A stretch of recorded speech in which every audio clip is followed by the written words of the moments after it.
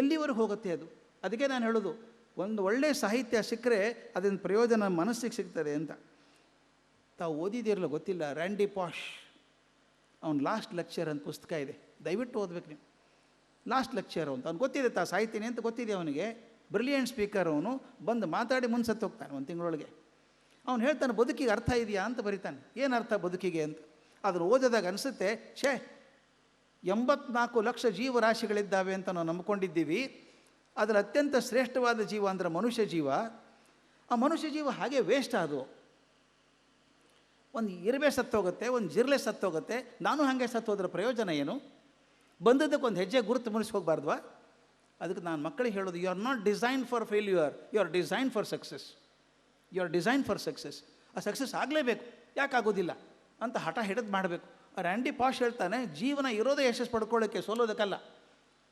ನಾಳೆ ಸಾಯ್ತೀನಿ ಅಂತ ಗೊತ್ತಿರುವಂಥ ಮನುಷ್ಯ ಬರೆಯುವಂಥ ಮಾತು ಅದು ಓದಬೇಕು. ಅದನ್ನು ಲಾಸ್ಟ್ ಒಂದು ಮಾತು ಹೇಳಬೇಕು, ಇನ್ಸ್ಪೈರಿಂಗ್.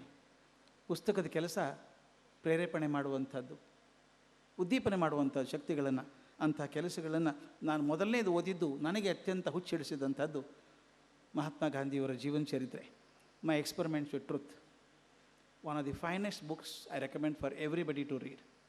ಅಷ್ಟು ಪ್ರಾಮಾಣಿಕವಾಗಿ ಜೀವನ ಚರಿತ್ರೆ. ನಾನು ಸಾಕಷ್ಟು ಜೀವನ ಚರಿತ್ರೆಗಳನ್ನು ಓದಿದ್ದೇನೆ, ಆದರೆ ಬಹಳಷ್ಟು ಜೀವನ ಚರಿತ್ರೆಗಳು they are all I would say, ನಾನು ಏನು ಜೀವನದ ಕೊನೆ ಕ್ಷಣದಲ್ಲಿ ನಿಂತು ನಾನು ಏನು ಮಾಡಬಹುದಾಗಿತ್ತು ಅಂತ ಬರೀತೇನೆ ಹೊರತಾಗಿ ಏನು ಮಾಡಿದೆ ಅಂತ ಬರೆಯೋಲ್ಲ. ವೈಫಲ್ಯಗಳನ್ನು ಕಾರ್ಪೆಟ್ ಕೆಳಗೆ ಹಾಕ್ತೀವಿ, ಸಾಧನೆಗಳನ್ನು ಮುಂದೆ ಹಾಕ್ಕೊಂಬರ್ತೀವಿ. ಆದರೆ ಇಲ್ಲಿ ತನ್ನ ವೈಫಲ್ಯಗಳನ್ನೇ ಮುಂದಿಟ್ಟು ನಾನು ಹೀಗೆ ಸೋತಿದ್ದೇನೆ, ನೀವು ಸೋಲ್ಬೇಡಿ ಆ ಹಾದಿಯಲ್ಲಿ ಅಂತ ಹೇಳ್ಕೊಂಬರುವಂಥದ್ದು ನನ್ನ ಪ್ರಕಾರ ಅತ್ಯಂತ ಪ್ರಾಮಾಣಿಕವಾದಂಥ ಜೀವನ ಚರಿತ್ರೆ ಗಾಂಧೀಜಿದು. ಅದಾದ ನಂತರ ಮಾಸ್ತಿ ಬರೆದಂಥ ಭಾವ ಅದ್ಭುತ ಪುಸ್ತಕ. ಮಾಸ್ತಿಯವರು 2 ವಾಲ್ಯೂಮ್ ಇದ್ದಾವೆ, ಭಾವ 1, 2. ಎಷ್ಟು ಪ್ರಾಮಾಣಿಕವಾಗಿ ಬರೀತಾರೆ ಅಂದರೆ, ಯಾವುದೋ ಮನಸ್ತಾಪ ಬಂತು ಮಹಾರಾಜರ ಜೊತೆಗೆ, ಕೆಲಸ ಬಿಟ್ಟು ಬಂದರು, ಹೈಯೆಸ್ಟ್ ಪೊಸಿಷನ್ ರೆವಿನ್ಯೂ ಕಮಿಷನರ್ ಆಗಿದ್ದವರು, ಬಿಟ್ಟು ಬಂದರು. ಹೇಳ್ತಾರೆ ಮನೆಗೆ ಬಂದು, ಕೆಲಸ ಬಿಟ್ಟು ಬಂದು ಮನೆಗೆ ಬಂದು ಅತ್ತೆ ಅಂತ ಬರೀತಾರೆ. ಯಾರು ಬರೀತಾರೆ ಅದನ್ನು? ಅತ್ತೆ ನಾನು, ಯಾಕಂದರೆ ಒಳ್ಳೆ ಕೆಲಸ ಹೋಯ್ತಲ್ಲ ಅಂತ ಬೇಜಾರು ಮಾಡ್ಕೊಂಡು ಅತ್ತೆ ಅಂತ ಪ್ರಾಮಾಣಿಕವಾಗಿ ಬರೆಯುವಂಥದ್ದು. ನಮ್ಮ DVG ಪುಸ್ತಕಗಳನ್ನು ತಾವು ದಯವಿಟ್ಟು ಓದಿದ್ದೀರಿ, ಓದಿಲ್ಲ ಅಂದರೆ ಓದಬೇಕು. ಕಗ್ಗಗಳನ್ನು ಓದಬೇಕು. ಎಂಥ ಪುಸ್ತಕ ರೀ ಅವು. ನಾನು ಅಮೇರಿಕೆಯಲ್ಲಿ ಪಾಠ ಮಾಡುವಾಗ ಹೇಳ್ತಾ ಇದ್ದೆ, ಈ ಮ್ಯಾಸ್ಲೋಸ್ ಹೈರಾರ್ಕಿಕಲ್ ನೀಡ್ಸ್ ಅಂತ ಕರಿಸ್ತೀವಿ, 5 ಹಂತಗಳು ಮ್ಯಾಸ್ಲೋ ಹೇಳಿದ್ದು ಅಂತ. ನಾನು ಹೇಳ್ತೇನೆ, ಅಯ್ಯೋ your poor Maslow required 12 years to do that. ನಮ್ಮ ಗುಂಡಪ್ಪ 3.5 ಸಾಲಲ್ಲಿ ಬರೆದಿದ್ದಾರೆ ಅದನ್ನು. 3.5 ಸಾಲ, ಅದು 1942ನೇ ಇಸ್ವಿಗೆ. ಮ್ಯಾಸ್ಲೋ ವಿಚಾರ ಕೂಡ ಮಾಡಿರಲಿಕ್ಕಿಲ್ಲ ಅವಾಗ. ಬರೆದು ಹೇಗೆ? ಅನ್ನದಾತುರಕ್ಕಿಂತ ಚಿನ್ನದಾತುರ ತೀಕ್ಷ್ಣ, ಚಿನ್ನದಾತುರಕ್ಕಿಂತ ಹೆಣ್ಣು ಗಂಡೊಲವು, ಮನ್ನಣೆಯ ದಾಹವು ಎಲ್ಲ ತೀಕ್ಷ್ಣತಮ, ತಿನ್ನುವುದು ಆತ್ಮವನ್ನೇ ಮಂಕುತಿಮ್ಮ. 5 ಲೆವೆಲ್ಸನ್ನು 3.5 ಸಾಲಲ್ಲಿ ಇಡ್ತಾರಲ್ರಿ. I knew that brevity is a virtue, but this kind of brevity I had never seen. Amazing brevity. ಬರೆಯೋದು ಹೇಗೆ ಅಂತ ಕಲಿಸ್ಕೊಡುತ್ತೆ. ಒಂದು ಅಕ್ಷರ ಅಲುಗಾಡಂಗಿಲ್ಲ. 2 ಕೋಣೆಗಳ ನೀ ಮಾಡು ಮನದಾಲಯದಿ, ಹೊರ ಕೋಣೆಯಲ್ಲಿ ಲೋಗರಾಟಗಳ ನಾಡು, ವಿರಮಿಸೊಬ್ಬನೆ ನೀನು ಒಳಮನೆಯ ಶಾಂತಿಯಲ್ಲಿ, ವರಯೋಗ ಸೂತ್ರವಿದು ಮಂಕುತಿಮ್ಮ. ಸೂತ್ರನೇ ಬರ್ಕೊಡ್ತಾರಲ್ರಿ. ನಗು ಮನದಿ ಲೋಗರ ವಿಕಾರಂಗಳನ್ನು ನೋಡಿ, ಬಿಗಿ ತುಟಿಯ ದುಡಿವೊಂದು ನೋವ ಪಡುವೊಂದು, ಪಗು ವಿಶ್ವ ಜೀವನದ ಜೀವಾಂತರಂಗದಲ್ಲಿ ನಗು ನಗುತ್ತ ಬಾಳ್ ತೆರಳು ಮಂಕುತಿಮ್ಮ. ಇಡೀ ಬದುಕು ಹೆಂಗಿರಬೇಕು ಅನ್ನೋದನ್ನು 3 ಸಾಲಲ್ಲಿ ಹೇಳ್ಕೊಡ್ತಾರೆ. ದಯವಿಟ್ಟು ಅದನ್ನು ಓದಿ ಸಾಧನೆ ಮಾಡ್ಕೊಳ್ಳಿ. ನಮ್ಮ DVG ಅವರ Jeevana Dharma Yoga Bhagavadgita one of the finest must read for everybody ಅಂಥ ಪುಸ್ತಕ ಅದು. ಕುವೆಂಪು ಅವರ ರಾಮಾಯಣ ದರ್ಶನ ಹೊಸ ದರ್ಶನನೇ ಕೊಡ್ತದೆ ಅದು. ನಾನು ಅದಕ್ಕೆ ಹೇಳ್ತಿದ್ದೆ, ಊರ್ಮಿಳೆ ದುಃಖ ಅರ್ಥ ಆಗಬೇಕಾದ್ರೆ ಕುವೆಂಪು ಅವರು ಹೆಂಗರಳಬೇಕಾಯಿತು ಅಂತ. ವಾಲ್ಮೀಕಿ ಬರೆದುಬಿಟ್ರು ಊರ್ಮಿಳೆಯನ್ನು, ಆದರೆ ಆ ಊರ್ಮಿಳೆ ಕಷ್ಟ ಕೇಳಿಸ್ಬೇಕಾದ್ರೆ ಕುವೆಂಪು ಹೆಂಗರಳಬೇಕಾಯಿತು ಅಂತ. ಭೈರಪ್ಪನವರ ಧರ್ಮಶ್ರೀ ಆಗ್ಬೋದು, JR D ಟಾಟಾ ಅವರ ಜೀವನ ಚರಿತ್ರೆ ಓದಿ, ಅದ್ಭುತ ಜೀವನ ಚರಿತ್ರೆ. ಕೊನೆಗೆ ಹೇಳಬೇಕಾದದ್ದು ಕಲಾಂ ಅವರ wings of fire. You can miss it. Wings of fire ನನಗೊಂದು ಭಾಗ್ಯ ಇತ್ತು ಅಂಥವ್ರು ದೊಡ್ಡವ್ರ ಜೊತೆಗೆ ಸ್ವಲ್ಪ ವರ್ಷ ಇರುವಂಥದ್ದು. ಸುಮಾರು 15 ವರ್ಷಗಳ ಕಾಲ ಅವ್ರನ್ನ ಕಂಡವನು, ನಾನು ಹತ್ತಿರದಲ್ಲಿ ಕಂಡವನು. ಆ ಚೇತನ ಎಂಥ ದೊಡ್ಡದು ಅಂತ ದೂರ ನಿಂತಾಗ ಅರ್ಥ, ಹತ್ತಿರ ಇದ್ದಾಗ ಗೊತ್ತಾಗಲ್ಲ ಯಾವಾಗಲೂ ವಸ್ತುವಿಂದು. ಆ ಚೈತನ್ಯ ಎಂಥದ್ದು ರೀ ಅದು. ಎಲ್ಲೋ ರಾಮೇಶ್ವರಂದಲ್ಲಿ ಹುಟ್ಟಿದಂಥ ಹುಡುಗ ರಾಷ್ಟ್ರಪತಿ ಹುದ್ದೆಗೆ ಹೋಗಬೇಕಾದ್ರೆ ಆ ಮಗುತನ ಉಳಿಸ್ಕೊಳ್ಳೋದು ಇದೆಯಲ್ಲ, ಅದೊಂದು ಮಾತು ಹೇಳಿಬಿಟ್ಬಿಡ್ತೇನೆ, ಸ್ಟಾಪ್ ಮಾಡ್ತೀನಿ ನಾನು. ಬಹುದೊಡ್ಡ ಕಷ್ಟ ಜೀವನದಲ್ಲಿ ಅಂದರೆ ಮಗುತನ ಉಳಿಸ್ಕೊಳ್ಳೋದು ಮನಸ್ಸಲ್ಲಿ. ಒಂದು ಸಲ ದೊಡ್ಡ ಪ್ರೋಗ್ರಾಮ್, 2 ಲಕ್ಷ ಜನ ಇದ್ದಾರೆ. ಹೋ ಅಂತ ಹಳ್ಳಿ ಜನ ಹುಡುಗರು ಮಕ್ಕಳೆಲ್ಲ ಬಂದುಬಿಟ್ಟಿದ್ದಾರೆ. ಇವರು ಪ್ರೆಸಿಡೆಂಟ್ ಆಫ್ ಇಂಡಿಯಾ ಕಲಾಂ ಅವರು. ಅವ್ರು ಬಂದಾಗ ಅವ್ರ ಭಾಷಾ ಅನುವಾದ ಮಾಡೋದು ನನ್ನ ಕೆಲಸ. ಬಂದರು, ನಾನು ಕರೆದ್ರು. ಡಾಕ್ಟರ್ ಕೆ ಅನ್ನೋರು ನನಗೆ, doctor K, do you think they understand what I speak ಅಂದರು. ಅವ್ರು ನೋಡಿ ಆಶ್ಚರ್ಯ ಆಗಿದ್ದು, ಮಾತಾಡ್ತಾ ಅರ್ಥ ಆಗ್ತದೆ ಎಲ್ಲೋ ಅಂತ. ನಾನು ಇದೆ most of them don't understand ಅಂದೆ. Then why are they here ಅಂದರು. They come to see you ಅಂದೆ. See me, am I hero ಅಂದರು. You are far better than hero sir ಅಂದೆ. ಆಮೇಲೆ ಭಾಷಣ ಅನುವಾದ ಮಾಡಿದೆ ಪಕ್ಕದಲ್ಲಿ ನಿಂತ್ಕೊಂಡು. ಅನುವಾದ ಮಾಡೋದು ಕಷ್ಟ ಅವ್ರದ್ದು. ಇಮೋಷ್ನಲ್ ಮನುಷ್ಯ. ಒಂದೇ ಸಲ 6-7 ನಿಮಿಷ ಮಾತಾಡ್ತಾ ಹೋಗ್ಬಿಡೋದು. ಎಸ್ ಅಂದ್ಬಿಡ್ದು ಒಂದೇ ಸಲ. ಏನಂತಲೇ ಆ 7 ನಿಮಿಷ ಮಾತಾಡೋದನ್ನು ಜಿಪ್ ಇಟ್ಕೊಂಡು ಹೇಳಬೇಕಲ್ಲ, ನಾನು 3 ನಿಮಿಷ ಆದ್ರೆ ಬೇಕಲ್ಲ. ಹೀಗೆ ಮಾಡ್ತಿದ್ದೆ. ಮುಗಿದ ಮೇಲೆ ಅನುವಾದ ಹಿಂಗೆ ನಿಂತ್ಕೊಂಡಿದ್ರು, ನೋಡ್ತಾ ನಿಂತಿದ್ರು. ನಾನು ಮುಗೀತು ಟ್ರಾನ್ಸ್ಲೇಷನ್ನು. ನಾನು ಕಾನ್ಷಿಯಸ್ ಆಗಿದ್ದೆ, ಯಾಕಂದರೆ ರಾಷ್ಟ್ರಪತಿಗಳು ಕ್ಯಾಮ್ರಾ ಅಲ್ಲೇ ಇರ್ತದೆ. ನಾನು ಕ್ಯಾಮ್ರಾ ಇದ್ದದ್ದು ನಾನು ಮೈಕನ್ನು ದೂರ ಸರಿಸ್ಬಿಟ್ಟು ಸರ್ ಐ ಆಮ್ ಥ್ರೂ ಅಂದೆ. ಶುರು ಮಾಡಲೇ ಇಲ್ಲ ಮನುಷ್ಯ. ಸ್ವಲ್ಪ ಜೋರಾಗಿ ಹೇಳಿದೆ, ಸರ್ ಐ ಆಮ್ ಥ್ರೂ ಅಂದೆ. ಇನ್ನೂ ಶುರು ಮಾಡಲಿಲ್ಲ. ಕೈ ಅಲಗಾಡಿಸಿದೆ, ಸರ್ ಐ ಆಮ್ ಥ್ರೂ ಅಂದೆ. ಅವ್ರಿಗೆ ಏನೂ ಕಲ್ಪನೆನೇ ಇಲ್ಲರಿ, ತಾನು ರಾಷ್ಟ್ರಪತಿ ಎಲ್ಲ ತಾನು ಗಮನಿಸ್ತಾರೆ ಅಂತ ಏನಿಲ್ಲ ಇಲ್ಲ.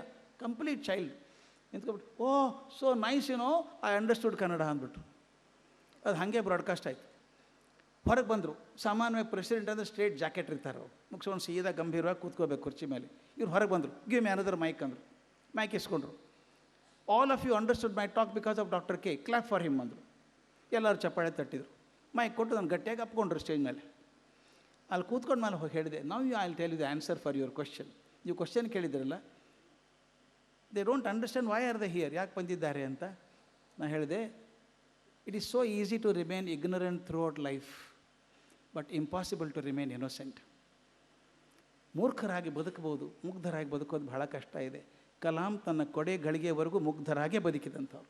ಅವ್ರ ಬರವಣಿಗೆನೂ ಹಾಗೇನೆ. ನೀವು ನಂಬಲಿಕ್ಕಿಲ್ಲ. ನೀವು ಎಷ್ಟು ಜನ ಹತ್ತಿರದಿಂದ ನೋಡಿದ್ದೀರೋ ಗೊತ್ತಿಲ್ಲ. ನೀವು ಹತ್ತಿರ ಹೋದರೆ ನಿಮ್ಗಿಂತ ಮೊದಲು ಅವ್ರು ಹೇಳೋರು, very happy to meet you, nice to meet you ಅಂತ ಅವರೇ ಅನ್ನೋರು first. He will greet you first. ಅಷ್ಟು ಚಂದದ ಮನುಷ್ಯ. ಅವ್ರ ಪುಸ್ತಕ ವಿಂಗ್ಸ್ ಆಫ್ ಫೈರ್ ಓದಬೇಕು, ನಿಮ್ಮ ಜೀವನ ಬದಲಾಯಿಸುತ್ತೆ. ನಾನು ಹೇಗೆ ಹೇಳ್ತಾ ಹೋದದ್ದು ಒಂದು ಡಿಕ್ಷನರಿ ಪುಸ್ತಕನೇ ಹೇಳಿಬಿಡ್ತೀನಿ. ಕೆಲವು ಪುಸ್ತಕಗಳನ್ನು ಈ 5 ಹಂತಗಳಲ್ಲಿ ನಮ್ಮ ಜೀವನ ಬದಲಾಯಿಸ್ತವೆ. ಪುಸ್ತಕ ಓದೋ ಅಭ್ಯಾಸ ಮಾಡಿಕೊಳ್ಳಿ.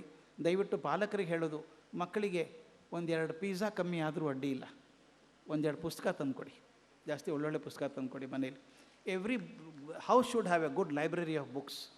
ಪುಸ್ತಕ ಓದಿ ಅರಗಿಸ್ಕೊಳ್ಳಿ. ಅದು ನಿಮ್ಮ ಭಾವನೆಯನ್ನು ಪ್ರಕಟ ಮಾಡಿ. ಇನ್ನಷ್ಟು ಬುಗುರಿಗಳು ಬರಲಿ. ಆ ಬುಗುರಿ ಅನ್ನೋದು ಬಹಳ ಮುಖ್ಯ. ಅದು ಒಂದೇ ಮೊಳೆ ಮೇಲೆ ತಿರುಗುವಂಥದ್ದು. ಫೋಕಸ್ ಇದೆ ಅದಕ್ಕೆ. ಫೋಕಸ್ ತಪ್ಪಿದರೆ ಬಿದ್ದು ಹೋಗುತ್ತೆ. ತಿರುಗಲೂ ಬೇಕು, ಫೋಕಸ್ಸು ಬಿಡಬಾರ್ದು. ಚಲನಶೀಲವಾಗಿಯೂ ಇರಬೇಕು ಮತ್ತು ಏಕಾಗ್ರತೆಯೂ ಕಳ್ಕೋಬಾರ್ದು. ಅವೆರಡೂ ಇರುವಂಥ ಒಂದೇ ವಸ್ತು ಅಂದರೆ ಬುಗುರಿ. ಅದು ಆ ಬುಗುರಿ ಪುಸ್ತಕ ತಂದಿದ್ದೀರಿ. ಇಂಥ ಅನೇಕ ಬುಗುರಿಗಳು ಬರಲಿ ಅಂತ ಹೇಳ್ತಾ, ಇಂಥ ಒಳ್ಳೆಯ ಸಾಧನೆ ಮಾಡಿದ್ದಕ್ಕೆ ಶಾಲೆಗೆ ನನ್ನ ಅಭಿನಂದನೆಗಳನ್ನು ಸಲ್ಲಿಸಿ, ಅದಕ್ಕೆ ಪ್ರೇರೇಪಣೆ ಮಾಡಿದಂಥ ಪಾಲಕರಿಗೂ ಕೂಡ ನನ್ನ ನಮಸ್ಕಾರಗಳನ್ನು ಸಲ್ಲಿಸಿ ಮಾತು ಮುಗಿಸ್ತೇನೆ. ನಮಸ್ಕಾರ. ಬದಲಾಯಿಸುತ್ತದೆ. ಪುಸ್ತಕದ ಲಕ್ಷಣಗಳು ಮತ್ತು ನಾವು ಓದಲೇಬೇಕಾದ ಪುಸ್ತಕ ಮತ್ತು ಅದರ ಲೇಖಕರು ಮತ್ತು ಘಟನೆಗಳನ್ನು ಸ್ವಾರಸ್ಯಕರವಾಗಿ ಮನಮುಟ್ಟುವಂತೆ ತಿಳಿಸಿದರೆ, ಹಾಗೂ ಪುಸ್ತಕ ಓದುವಂತಹ ಸಂಕಲ್ಪವನ್ನು ಬೆಳೆಸಿದ ಡಾಕ್ಟರ್ ಗುರುರಾಜ್ ಕರ್ಜಗಿ ಸರ್ ಅವರಿಗೆ ಹೃತ್ಪೂರ್ವಕವಾಗಿರ್ತಕ್ಕಂಥ ನಮನಗಳು. ಬಹುಶಃ ನಾವೆಲ್ಲರೂ ಕೂಡ ಪುಸ್ತಕವನ್ನು ಓದುವಂತಹ ಸಂಕಲ್ಪ ಮಾಡಬೇಕು. ರಂಗಮಂದಿರದ ಹೊರ ಆವರಣದಲ್ಲಿ ಗುರುರಾಜ್ ಕರ್ಜಗಿ ಅವರ ಕರುಣಾಳು ಬಾ ಬೆಳಕಿ ಪುಸ್ತಕವೂ ಕೂಡ ಇದೆ. ಅದನ್ನು ಓದೋದಕ್ಕೆ ಆರಂಭ ಮಾಡಿದರೆ ಒಂದು ಲೇಖನ ಅಲ್ಲ, ಇಡೀ ಅಷ್ಟನ್ನು ಕೂಡ ಮುಗಿಸ್ತಕ್ಕಂಥ ಅಷ್ಟು ಸ್ವಾರಸ್ಯಕರವಾಗಿ ಈಗ ಹೇಗೆ ಹೇಳಿದರೋ ಅದೇ ಥರ ನಿರೂಪಣೆಯಲ್ಲಿ ತುಂಬ ಚೆನ್ನಾಗಿ ವಿವರಿಸಿದ್ದಾರೆ. ನಾವೆಲ್ಲರೂ ಕೂಡ ಅಂತಹ ಪುಸ್ತಕಗಳನ್ನು ಓದ್ಕೋಬೇಕು. ನಮ್ಮ ಬದುಕನ್ನು ಕೂಡ ಬದಲಾಯಿಸಿಕೊಳ್ಬೇಕು. ಎಲ್ಲರಿಗೂ ಕೂಡ ಧನ್ಯವಾದಗಳು. ಮನುಷ್ಯ ಅಲಂಕಾರ ಪ್ರಿಯ. ತಾನು ಚೆನ್ನಾಗಿ ಕಾಣಿಸ್ಬೇಕು ಅಂತ ಹೇಳೋದು ಮನುಷ್ಯನ ಸ್ವಭಾವ. ಪಟ್ಟೆ ಇರ್ಬೋದು, ಆಭರಣ ಇರ್ಬೋದು. ಆದರೆ ಸುಭಾಷಿತಕಾರ ಹೇಳ್ತಾನೆ, ಮನುಷ್ಯನಿಗೆ ನಿಜವಾದ ಆಭರಣ ಅಂತ ಹೇಳಿದರೆ ಯಾವುದು? ಕೊಡುವ ಕೈಗಳಿಗೆ ದಾನ ಆಭರಣ ಆಗುತ್ತೆ, ಸತ್ಯವನ್ನು ನುಡಿತಕ್ಕಂಥದ್ದು ಕಂಠಕ್ಕೆ ಆಭರಣ ಆಗುತ್ತೆ, ಒಳ್ಳೆಯ ಶಾಸ್ತ್ರವನ್ನು ವಿಚಾರಗಳನ್ನು ಕೇಳ್ತಕ್ಕಂಥದ್ದು ಕಿವಿಗೆ ಆಭರಣ ಆಗುತ್ತೆ. ಈ ಆಭರಣಗಳ ಮೂಲಕ ವ್ಯಕ್ತಿಯ ವ್ಯಕ್ತಿತ್ವ ನಿರ್ಮಾಣ ಆಗುತ್ತೆ, ಸಮಾಜಕ್ಕೂ ಉಪಯೋಗ ಆಗುತ್ತೆ, ಅದೇ ರೀತಿಯಲ್ಲಿ ಆತನಿಗೆ ಗೌರವವೂ ಕೂಡ ಸಿಗುತ್ತೆ. ಹಾಗೆ ಇವತ್ತಿನ ಈ ಕಾರ್ಯಕ್ರಮಕ್ಕೆ ನಮ್ಮ ಶಾಲೆಯ ಶಿಕ್ಷಕರುಗಳು, ಪೋಷಕರುಗಳು, ಹಾಗೆಯೇ ಸಮಾಜದ ಶಾಲೆಯ ಹಿತೈಷಿಗಳು ನಮಗೆ ಸಹಕಾರವನ್ನು ನೀಡಿದ್ದಾರೆ. ಅದರಲ್ಲಿ ಸಹಕಾರ ನೀಡಿರತಕ್ಕಂಥ ಹಿತೈಷಿಗಳಿಗೆ ಈಗ ಗೌರವಿಸ್ತಕ್ಕಂಥ ಸಮಯ. ಈ ಒಂದು ಕಾರ್ಯವನ್ನು ಶ್ರೀಮತಿ ರೂಪಾ BL ಅವರು ನೆರವೇರಿಸ್ಕೊಡ್ಬೇಕು ಅಂಥೇಳಿ ವಿನಂತಿಸ್ಕೊಳ್ತೇನೆ.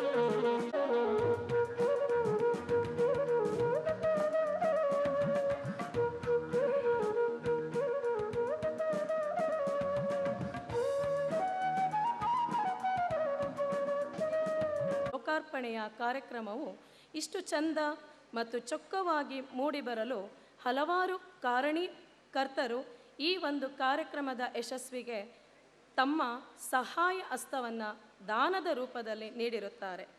ಇವರಿಗೆ ಈ ಕಾರ್ಯಕ್ರಮದಲ್ಲಿ ಕೃತಜ್ಞತೆ ಸಲ್ಲಿಸುತ್ತಿದ್ದೇನೆ. ಪ್ರಥಮವಾಗಿ ಶ್ರೀಯುತ ಹರೀಶ್ ಜಿ, ಮಾಲೀಕರು ಸಿಂಪ್ಲೆಕ್ಸ್ ವರ್ಲ್ಡ್, ಇವರಿಗೆ ವೇದಿಕೆಯ ಮೇಲಿರುವ ಗಣ್ಯರು ಅಭಿನಂದಿಸಬೇಕಾಗಿ.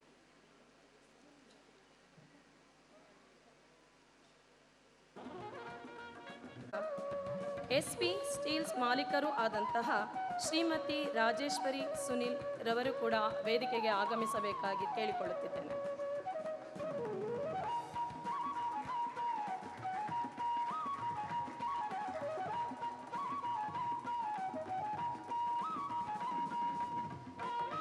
ಹಾಗೂ ಶ್ರೀಯುತ ಓಂಕಾರ್ ಮೂರ್ತಿ ಸರ್ ಇವರು ಕೂಡ ವೇದಿಕೆಗೆ ಆಗಮಿಸಬೇಕಾಗಿ ಕೇಳಿಕೊಳ್ಳುತ್ತಿದ್ದೇನೆ.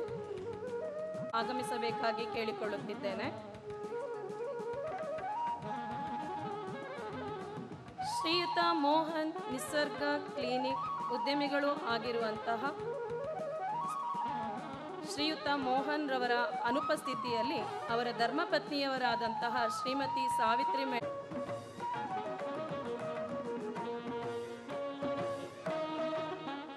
ಈ ಕಾರ್ಯಕ್ರಮದ ಯಶಸ್ವಿಗೆ ಸಹಾಯ ಹಸ್ತವನ್ನು ನೀಡಿರುವಂತಹ ಮತ್ತೋರ್ವರು ಶ್ರೀಯುತ ರಾಜಶೇಖರ್ ರವರು ಕೇಳಿಕೊಳ್ಳುತ್ತಿದ್ದೇನೆ. ಹಾಗೂ ಶ್ರೀಯುತ ಶ್ರೀಧರ್ ಕಾಮತ್ ಸರ್ ಇವರು ಕೂಡ ವೇದಿಕೆಗೆ ಆಗಮಿಸಬೇಕಾಗಿ ಕೇಳಿಕೊಳ್ಳುತ್ತಿದ್ದೇನೆ. ಈ ಸುಮಿತ್ರಾ ಮೇಡಮ್ ಇವರು ಕೂಡ ವೇದಿಕೆಗೆ ಆಗಮಿಸಬೇಕಾಗಿ ನಮ್ಮ ಶಾಲೆಯ ಗೌರವವನ್ನು ಸ್ವೀಕರಿಸಬೇಕಾಗಿ ಕೇಳಿಕೊಳ್ಳುತ್ತಿದ್ದೇನೆ.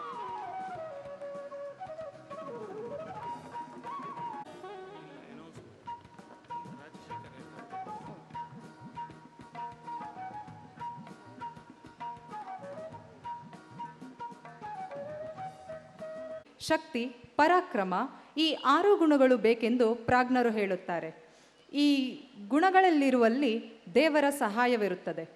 ಈ ಎಲ್ಲರಿಂದ ಬುಗುರಿ ತರುವಲ್ಲಿ ಸಫಲರಾದ ಬುಗುರಿ ಅನುಭವ ಕಥನದ ನಿರೂಪಕರಾದ ಶ್ರೀಯುತ ಶ್ರೀಧರ್ ಭಟ್ ಇವರಿಗೆ ಅಭಿನಂದನೆ ನೀಡುವ ಸಮಯ. ಇವರ ಕಿರುಪರಿಚಯ ನೆರವೇರಿಸಿಕೊಡಬೇಕೆಂದು ಶ್ರೀಮತಿ ಕವಿತಾ, ಹಿಂದಿ ಭಾಷಾ ಶಿಕ್ಷಕರು, ಇವರಲ್ಲಿ ವಿನಂತಿಸುತ್ತೇನೆ.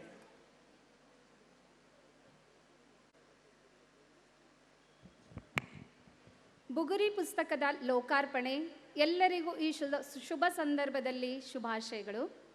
ಕರ್ನಾಟಕ ಯಕ್ಷಗಾನ ಅಕಾಡೆಮಿ ರಾಜ್ಯ ಪ್ರಶಸ್ತಿ ಪುರಸ್ಕೃತರಾದ ವಿದ್ವಾನ್ ನಾರಾಯಣ ಭಟ್ ಹಾಗೂ ಭಾಗೀರಥಿ ಅವರ ಪುತ್ರರಾದ ವಿದ್ವಾನ್ ಶ್ರೀಧರ್ ಭಟ್ ನಿಟ್ಟೂರು. ಇವರ ಒಂದು ಕಿರು ಪರಿಚಯ. ಬುಗುರಿ ರಜೆಯ ರಸಾಯನ ಕೃತಿಯ ನಿರೂಪಕರು ಹಾಗೂ ನಮ್ಮೆಲ್ಲರ ನೆಚ್ಚಿನ ಕನ್ನಡ ಅಧ್ಯಾಪಕರು. ಶಾಸ್ತ್ರದಲ್ಲಿ ವಿದ್ವತ್ ಪದವಿಯನ್ನು ಪಡೆದಿರುತ್ತಾರೆ. ಹಿಂದಿ ಭಾಷೆಯಲ್ಲಿ bachelor of arts education, Kannada ಭಾಷೆಯಲ್ಲಿ ಮಾಸ್ಟರ್ ಆಫ್ ಆರ್ಟ್ಸ್ ಪದವಿಗಳನ್ನು ಪಡೆದಿರುತ್ತಾರೆ. ಇವರ ಸಾರ್ಥಕ ಅಧ್ಯಾಪನ ವೃತ್ತಿಗೆ 25 ವರ್ಷಗಳು ತುಂಬಿವೆ. ಇವರ ಶಿಕ್ಷಣ ವೃತ್ತಿ ಆರಂಭವಾದದ್ದು ಕೊಡಚಾದ್ರಿ ತಪ್ಪಲಿನ ಕುಳುವಿ ಬುಡಕಟ್ಟು ಜನಾಂಗದ ಮಕ್ಕಳೊಂದಿಗೆ. ವಿಶೇಷವೆಂದರೆ ಪಠ್ಯದೊಂದಿಗೆ ಅಲ್ಲಿನ ಮಕ್ಕಳಿಗೆ ಭಗವದ್ಗೀತೆ ಪಠಣ ಕಲಿಸಿದ್ದು. ರಾಜ್ಯ ಮಟ್ಟದ ಪ್ರತಿಭಾ ಕಾರಂಜಿ ಕಾರ್ಯಕ್ರಮ ತುಂಬ ಪ್ರಸಿದ್ಧವಾದದ್ದು. ಈ ಕಾರ್ಯಕ್ರಮದಲ್ಲಿ ಧಾರ್ಮಿಕ ಪಠಣ ಸ್ಪರ್ಧೆಯಲ್ಲಿ ಸತತವಾಗಿ ಆ ಶಾಲೆ 2 ಬಾರಿ ಪ್ರಥಮ ಸ್ಥಾನವನ್ನು ಗಳಿಸಿರುವಂತಹ ಹೆಮ್ಮೆ, ಈ ಹೆಗ್ಗಳಿಕೆ ಪಾತ್ರವಾದದ್ದು ಸರ್ ಶ್ರೀಧರ್ ಭಟ್ ಸರ್ ಅವರು. ಭಟ್ರು ಸರ್ ಎಂದೇ ಖ್ಯಾತಿಯ ಮಕ್ಕಳ ಪ್ರೀತಿಯ ಶಿಕ್ಷಕರಾದ ಇವರು ಶಿಕ್ಷಣವನ್ನು ರಂಗಭೂಮಿಯ ಮೆರಗಿನೊಂದಿಗೆ ಹೇಳ್ಕೊಡ್ತಾರೆ. ಇದು ಇವರ ವಿಶೇಷತೆ. ಯಕ್ಷಗಾನದಲ್ಲಿ ಇವರಿಗೆ ಅಭಿರುಚಿ ಹೆಚ್ಚು. ಕತೆ ನಾಟಕಗಳನ್ನು ಬರೆಯೋದು, ರಂಗಮಂಚಗಳನ್ನು ರೂಪಿಸೋದು ಇವರ ನೆಚ್ಚಿನ ಹವ್ಯಾಸ. DVಜಿಯವರ ಮಂಕುತಿಮ್ಮನ ಕಗ್ಗ, ಈ ಕಗ್ಗವನ್ನು ನಾಟಕದ ಸ್ವರೂಪಕ್ಕೆ ಅಳವಡಿಸಿದಂತಹ ಹೆಗ್ಗಳಿಕೆ ಇವರದಾಗಿದೆ. ಇದಕ್ಕೊಂದು ಚಪ್ಪಾಳೆ ದಯವಿಟ್ಟು.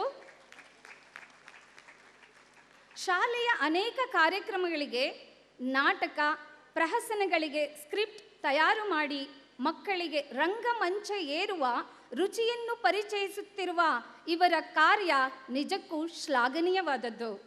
ಇವರು ನೀಡುವ ಇಂತಹ ಸುವರ್ಣ ಅವಕಾಶಗಳು ಆಗಾಗ ಶಿಕ್ಷಕರಿಗೂ ದೊರಕಿದ್ದುಂಟು.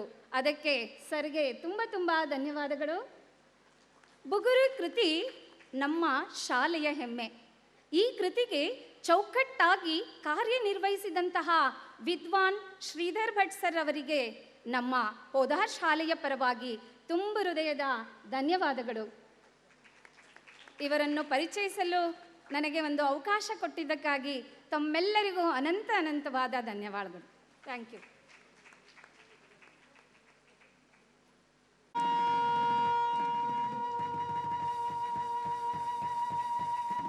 ಒಂದು ದೊಡ್ಡ ಚಪ್ಪಾಳೆ.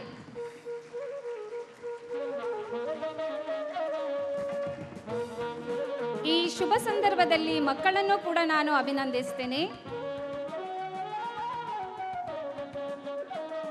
ಅವರ ಸಾಹಿತ್ಯ ಅಭಿರುಚಿ ಇನ್ನೂ ಮುಂದುವರಿಯಲಿ ಅಂತ ನಾನು ಆಶಿಸ್ತೇನೆ.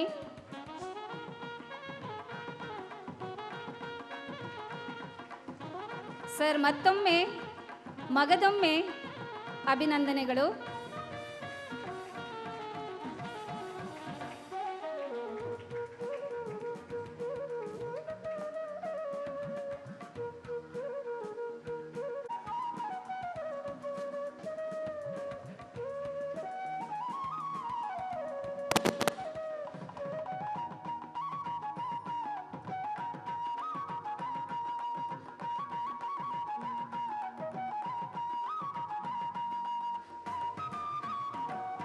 ನಮ್ಮ ಈ ಸಾಹಿತ್ಯದ ಪ್ರಕಾಶನ ಅಂತ ಹೇಳಿದರೆ ಲೇಖಕರ ಕವಿಗಳ ಹಸ್ತಪ್ರತಿಯನ್ನು ಮುದ್ರಣ ಮಾಡಿ ಓದುಗರಿಗೆ ದೊರೆಯುವಂತೆ ಮಾಡುವುದು. ಹಸ್ತಪ್ರತಿಯಲ್ಲಿರ್ತಕ್ಕಂಥ ತಪ್ಪುಗಳನ್ನು ತಿದ್ದಿ ಒಪ್ಪಓರಣವಾಗಿ ಅದನ್ನು ಮುದ್ರಿಸ್ತಕ್ಕಂಥ ಕಾರ್ಯ ಮಾಡ್ತಕ್ಕಂಥವರು ಪ್ರಕಾಶನದವರು. ಹೀಗೆ ದಶಕಗಳಿಂದ ಈ ರೀತಿಯಾಗಿ ಪುಸ್ತಕದ ಪ್ರಕಾಶನವನ್ನು ಮಾಡ್ಕೊಂಡು ಬರ್ತಾ ಇರತಕ್ಕಂಥವರು ಯಾಜಿ ಪ್ರಕಾಶನ ಹಂಪೆ. ಇದರ ಶ್ರೀಮತಿ ಸವಿತಾ ಯಾಜಿ ಇವರು ವೇದಿಕೆ ಮೇಲೆ ಆಸೀನರಾಗಿದ್ದಾರೆ. ಇವರ ಪರಿಚಯವನ್ನು ಮಾಡಿಕೊಡ್ಬೇಕು ಅಂತ ಹೇಳಿ ಶ್ರೀಮತಿ ಅಶ್ವಿನಿ ಇವರಲ್ಲಿ ವಿನಂತಿಸ್ತೇನೆ.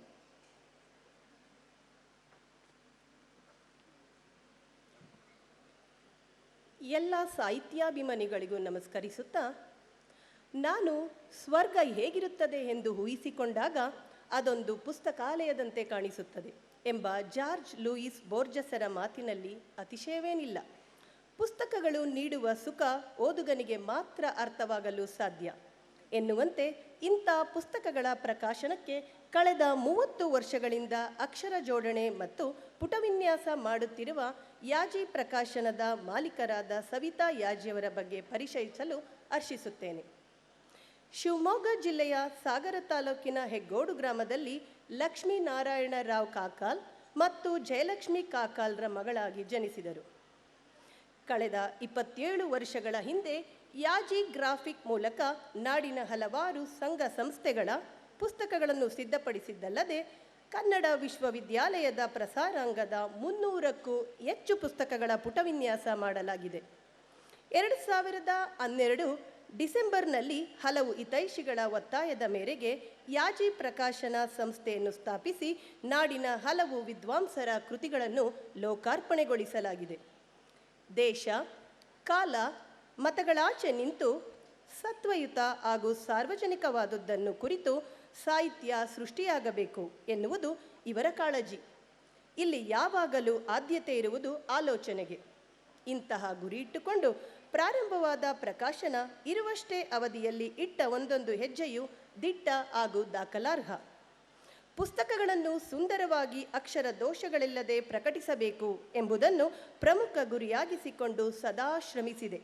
ಅದರ ಪರಿಣಾಮವಾಗಿ ಕನ್ನಡ ಪುಸ್ತಕ ಪ್ರಾಧಿಕಾರವು ಕೊಡುವ ಪುಸ್ತಕ ಸೊಗಸು ಪ್ರಶಸ್ತಿ ಪ್ರಕಾಶನಕ್ಕೆ ಲಭಿಸಿದೆ.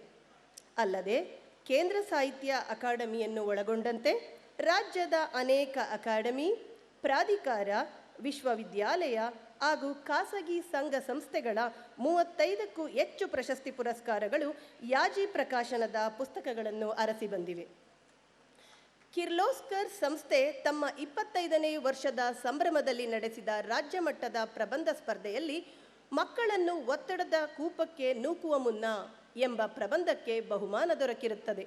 ಮಹಿಳಾ ಸಾಧಕಿ ಎಂಬ ರೇಡಿಯೋ ಕಾರ್ಯಕ್ರಮದಲ್ಲಿ ಭಾಗವಹಿಸಿ ಅನುಭವ ಹಂಚಿಕೊಂಡದ್ದು ರಾಜ್ಯ ವ್ಯಾಪ್ತಿ ಪ್ರಸಾರವಾಯಿತು. ಇಷ್ಟೆಲ್ಲ ಸಮಾಜಮುಖಿಯಾಗಿ ತೊಡಗಿರುವ ಸವಿತಾ ಯಾಜಿಯವರು ಕೆಲಸದ ಒತ್ತಡದ ನಡುವೆಯೂ ಕತೆ ಬರೆಯುವುದು, ಮ್ಯೂಸಿಕ್ ಕೇಳುವುದು, ಯಕ್ಷಗಾನ ನೋಡುವುದು, ತರತರಹದ ಹೂವಿನ ಗಿಡ ಬೆಳೆಸಿ ಅವುಗಳೊಟ್ಟಿಗೆ ಸ್ವಲ್ಪ ಸಮಯ ಕಾಲ ಕಳೆಯುವ ಮೂಲಕ ಒತ್ತಡದ ಭಾರವನ್ನು ಹಗುರಗೊಳಿಸಿಕೊಳ್ಳುತ್ತಾರೆ. ಅನೇಕರ ಪ್ರೀತಿ, ವಿಶ್ವಾಸ ಹಾಗೂ ಹಿತೈಷಿಗಳ ಹಾರೈಕೆಯಿಂದ 12 ವರ್ಷಗಳನ್ನು ಪೂರೈಸಿದ ಈ ಸಂಸ್ಥೆಯು ಇನ್ನೂ ಹೆಚ್ಚಿನ ಮಟ್ಟದಲ್ಲಿ ಪ್ರಗತಿ ಸಾಧಿಸಲಿ ಎಂದು ಶಾಲೆಯ ಪರವಾಗಿ ಆಶಿಸುತ್ತೇನೆ. ಧನ್ಯವಾದಗಳು. ಶ್ರೀಮತಿ ಅಶ್ವಿನಿಯವರಿಗೆ ಧನ್ಯವಾದಗಳು. ಶ್ರೀಮತಿ ಸವಿತಾ ಯಾಜಿಯವರು ಪ್ರಕಾಶನದ ಅನುಭವವನ್ನು ನಮ್ಮೊಂದಿಗೆ ಹಂಚಿಕೊಳ್ಳಬೇಕೆಂದು ವಿನಂತಿ. ಪುಸ್ತಕ ಲೋಕಾರ್ಪಣೆ ಕಾರ್ಯಕ್ರಮಕ್ಕೆ ಆಗಮಿಸಿದ ಎಲ್ಲರಿಗೂ ಯಾಜಿ ಪ್ರಕಾಶನದ ಪರವಾಗಿ ನಮಸ್ಕಾರಗಳು. ಆತ್ಮೀಯರೇ, ಈಗಾಗಲೇ ಸಾಕಷ್ಟು ಸಮಯ ಆಗಿದೆ, ಕುರ್ಚಿಗಳೆಲ್ಲ ಖಾಲಿ ಆಗ್ತಾ ಇದೆ. ಆದರೂ ನಾನು ಒಂದೆರಡು ಮಾತನ್ನು ಬೇಗ ಹೇಳಿ ಮುಗಿಸ್ತೀನಿ. ಯಾಜಿ ಪ್ರಕಾಶನದ ಬಗ್ಗೆ ಅವರು ಪರಿಚಯ ಹೇಳಿದರು. ಇದು ಬುಗುರಿ ನಮ್ಮ 114ನೇ ಪ್ರಕಟಣೆ.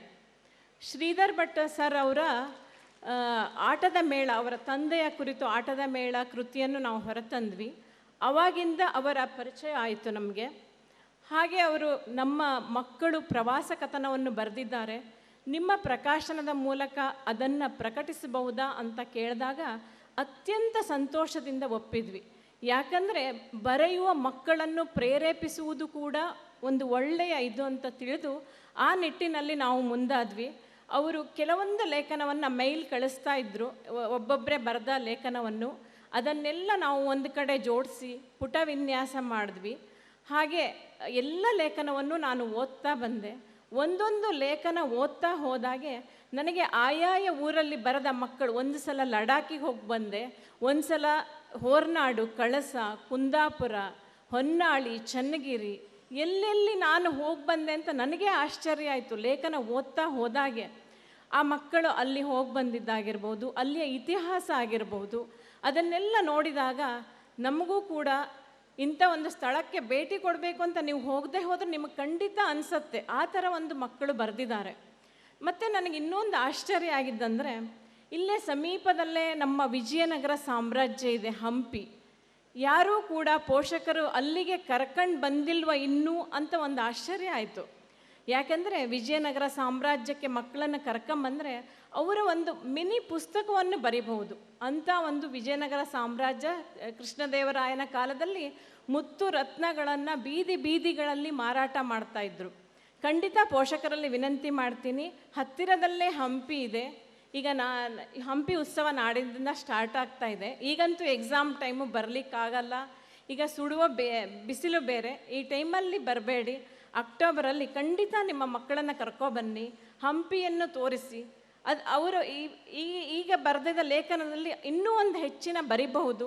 ಅಲ್ಲಿ ತುಂಗಭದ್ರಾ ಡ್ಯಾಮ್ ಇದೆ, ಅಂಜನಾದ್ರಿ ಇದೆ, ಸ್ವಲ್ಪ ಮುಂದೆ ಹೋದರೆ ಕೂಡಲ ಸಂಗಮ, ಐಹೊಳೆ, ಪಟ್ಟದಕಲ್ಲು, ಅಲ್ಲಿಗೂ ಎಲ್ಲ ಕರ್ಕೊಂಡು ಹೋಗಿ ಲೇಖನ ಬರೆಸಿ.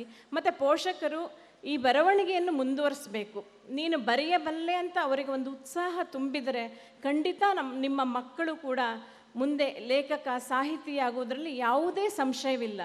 ಅದಕ್ಕೆ ನಮ್ಮ ಪೋಷಕರು ಅತ್ಯಂತ ಹೊಣೆಗಾರಿಕೆ ಹೊರಬೇಕಾಗತ್ತೆ. ಅವರು ಯಾವುದರಲ್ಲಿ ಆಸಕ್ತಿ ಇದೆ ಅದನ್ನು ಮುಂದುವರ್ಸೋಕ್ಕೆ ಖಂಡಿತ ಪ್ರೋತ್ಸಾಹಿಸಿ. ನೀವು ಯಾರಾದರೂ ಮಕ್ಕಳು ಸಂಗೀತ ಕಲಿತಾರೆ, ನೀನು ಕಲಿಬೇಕು, ಡ್ಯಾನ್ಸ್ ಕಲಿತಾರೆ, ನೀನು ಕಲಿಬೇಕು, ಖಂಡಿತ ಮಾಡಬೇಡಿ. ಯಾಕೆಂದರೆ ಅವರಿಗೆ ಅಭಿರುಚಿ ಯಾವುದರಲ್ಲಿದೆ ಅದನ್ನು ಪ್ರೋತ್ಸಾಹಿಸಿ ಅದಕ್ಕೆ ಸೇರಿಸಿ. ಬಲವಂತವಾಗಿ ಸೇರಿಸಿದರೆ ಯಾವುದೂ ಕಾರ್ಯರೂಪಕ್ಕೆ ಬರುವುದಿಲ್ಲ. ಹಾಗಾಗಿ ನನ್ನ ಪೋಷಕರಲ್ಲಿ ಮನವಿ, ನಾನು ಮಕ್ಕಳನ್ನು ಒತ್ತಡದ ಕೂಪಕ್ಕೆ ನೂಕುವ ಮುನ್ನ ಅಂತ ಬರೆದಾಗ ಅದು ರಾಜ್ಯ ಮಟ್ಟದಲ್ಲಿ ಬಂತು ಫಸ್ಟ್ ಪ್ರೈಸ್. ಅದರಲ್ಲಿ ನಾನು ಪೋಷಕರಿಗೆ ಹಾಗೆ ಬರೆದಿದ್ದೀನಿ, ಯಾವುದರಲ್ಲಿ ನೀವು ಅಭಿರುಚಿ ಇರುತ್ತೋ ಅದರಲ್ಲೇ ಮುಂದುವರಿಸಿ. ಅಥವಾ 2 ಮಕ್ಕಳಿದ್ದರೆ ಅವರಲ್ಲಿ ತುಲನೆ ಮಾಡಬೇಡಿ. ಖಂಡಿತ ಅವನು ಬ್ರಿಲಿಯಂಟು, ನೀನು ಯಾಕೆ ದಡ್ಡ ಇದ್ದಿ. ಖಂಡಿತ ಒಬ್ಬೊಬ್ಬರ ಬುದ್ಧಿಮಟ್ಟ ಒಂದೊಂದು ಥರ ಇರುತ್ತೆ ಮಕ್ಕಳು. ನಾವು ಅದನ್ನು ಗುರುತಿಸಬೇಕಾಗಿದ್ದು ಪೋಷಕರಾದ ನಮ್ಮ ಕರ್ತವ್ಯ. ನನಗೆ 25 ವರ್ಷದ ಮಗಳಿದ್ದಾಳೆ. ಅವಳನ್ನು ನಾನು ಇವತ್ತಿಗೂ ಕೂಡ ಗೆಳತಿ ಥರ ಟ್ರೀಟ್ ಮಾಡ್ತೀನಿ. ಅವಳು ಮರ್ಸಿಡಿಸ್ ಬೆಂಜಲ್ಲಿ ಸಾಫ್ಟ್ವೇರ್ ಇಂಜಿನಿಯರು. ಇವತ್ತು ನಮ್ಮ ಕೆಲಸದ ಒತ್ತಡದಲ್ಲಿ ಅವಳು ಮನೆಗೆ ಬಂದಾಗ ನಾವು ಅವಳಿಗೋಸ್ಕರ ಸಮಯ ಕೊಡ್ತೀವಿ. ಕೇರಮ್ ಮಾಡ್ತೀವಿ, ಮೈಂಡ್ ಗೇಮ್ ಆಡ್ತೀವಿ, ಕಾರ್ಡ್ಸ್ ಆಡ್ತೀವಿ. ನಮ್ಮ ಮಕ್ಕಳಿಗೆ ಸಮಯ ಕೊಡಬೇಕಾಗಿದ್ದು ಪೋಷಕರ ಕರ್ತವ್ಯ. ನಿಮ್ಮ ಎಷ್ಟು ಬಿಡುವಿಲ್ಲದ ಕೆಲಸದ ನಡುವೆ ಕೂಡ ಅವರೊಟ್ಟಿಗೆ ಅವರು ಸ್ಕೂಲಿಂದ ಬಂದ ತಕ್ಷಣ ಒಂದು ಅರ್ಧ ಗಂಟೆ ಅವರನ್ನು ವಿಚಾರಿಸಿ, ಇವತ್ತು ಸ್ಕೂಲಲ್ಲಿ ಏನು ಮಾಡಿದರು, ಯಾವ ಸರ್ ಪಾಠ ಮಾಡಿದರು, ಏನು ಪಾಠ ಮಾಡಿದರು, ಅದನ್ನೆಲ್ಲ ಕೇಳಿ ಅವರ ಜೊತೆ ನೀವು ಕುಳಿತು ಅವರಿಗೆ ಪ್ರೋತ್ಸಾಹಿಸಿದಾಗ ಮಾತ್ರ ಒಂದು ಒಳ್ಳೆಯ ಪ್ರಜೆ ನಮ್ಮ ನೆಕ್ಸ್ಟ್ ಮಕ್ಕಳನ್ನು ಪ್ರಜೆಯಾಗಿ ರೂಪಿಸಬಹುದು. ಆ ನಿಟ್ಟಿನಲ್ಲಿ ಸಹಕರಿಸಿ. ಹಾಗೆ ಸೋಮೇಶ್ವರ ಸರ್ ಹೇಳಿದ ಹಾಗೆ ಮನೆಗೆ ಬಂದಾಗ ಬಾಗಿನ ಅಂತ ಕೊಡ್ತೀವಿ, ಬ್ಲೌಸ್ ಪೀಸ್ ಕೊಡ್ತೀವಿ. ನಾನು ಬ್ಲೌಸ್ ಪೀಸ್ ಕೊಡೋದು ತಪ್ಪು ಅಂತ ಹೇಳ್ತಾ ಇಲ್ಲ. ಅದರ ಜೊತೆ ಒಂದು ಒಳ್ಳೆಯ ಪುಸ್ತಕ ಕೊಡಿ.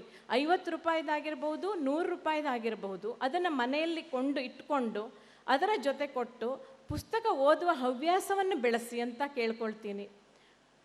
ನಾವು ಸೋಮೇಶ್ವರ ಸರ್ ಅವರ 3 ಪುಸ್ತಕವನ್ನು ಮಾಡಿದ್ದೀವಿ. ಅವರು ನನಗೆ ಚಿಕ್ಕಪ್ಪ ಕೂಡ ಆಗಬೇಕು.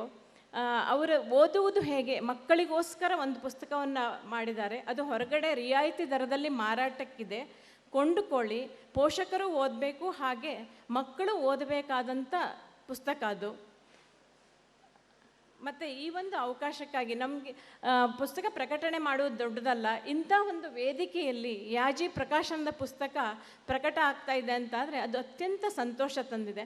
ಅದಕ್ಕೋಸ್ಕರ ನನಗೆ ಈ ಒಂದು ಪುಸ್ತಕವನ್ನು ಪ್ರಕಟಿಸಲು ಅನುಮತಿಸಿದ ಪೋದಾರ್ ಶಾಲೆಯ ಪ್ರಾಂಶುಪಾಲರಾದ ಸುಕೇಶ್ ಸರ್ ಅವರಿಗೂ, ನೇತ್ರಾ ಮೇಡಮ್ ಅವರಿಗೂ, ಹಾಗೆ ಉಳಿದ ಎಲ್ಲ ಸಿಬ್ಬಂದಿ ವರ್ಗದವರಿಗೂ, ಟೀಚರ್ಸಿಗೂ, ಬಹುಮುಖ್ಯವಾಗಿ ಶ್ರೀಧರ್ ಸರ್ ಅವರಿಗೆ ಅವರ ಒಂದು ಪ್ರೋತ್ಸಾಹ ಹೇಗಿತ್ತಂದರೆ, ನಾವು ಕಂಪ್ಯೂಟ್ರಲ್ಲಿ ದಿನ ಕೆಲಸ ಮಾಡಬೇಕಾದಾಗ ಪ್ರತಿಯೊಂದು ದಿನ ಇದನ್ನು ಮಾಡ್ತೀವಿ, ಮಕ್ಕಳದೆಲ್ಲ ಫೋಟೋಸ್ ಹಾಕಬೇಕು, ಹಾಗೆ ಮಾಡಬೇಕು, ಹೀಗೆ ಮಾಡಬೇಕು ಅಂತ ಅವರ ಉತ್ಸಾಹ ನೋಡಿ ನಾನು ನಮ್ಮನೆಯವರು ಇಬ್ಬರು ಬೆರಗಾಗಿದ್ದೀವಿ. ನಾವು ಇಬ್ಬರೇ ಕೆಲಸವನ್ನು ಮಾಡ್ತೀವಿ. ಯಾಜಿ ಪ್ರಕಾಶನದ ಪ್ರಕಟಣೆ ಇವತ್ತಿಗೆ ಇಷ್ಟು ಬಂದಿದೆ. ಇದಲ್ಲದೆ ನಾವು ಹೊರಗಡೆದು ಕೂಡ ಮಾಡ್ತೀವಿ. ಅದು ಇಬ್ಬರು ನಾವೇ ಮನೆಯಲ್ಲಿ ಕೂತು ಗಂಡ ಹೆಂಡತಿ ಇಬ್ಬರೇ ಮಾಡ್ತೀವಿ. ಅವರು ಹೊರಗಡೆ ಇದ್ದಾರೆ, ಬುಕ್ ಮಾರಾಟ ಇದರಲ್ಲೂ ಇದ್ದಾರೆ. ಅವರು ಇಲ್ಲಿ ಬರಲೇ ಇಲ್ಲ ಒಂದು ಚೂರು. ನಾನೇ ಇಲ್ಲಿ ಕುಳಿತಿದ್ದೀನಿ.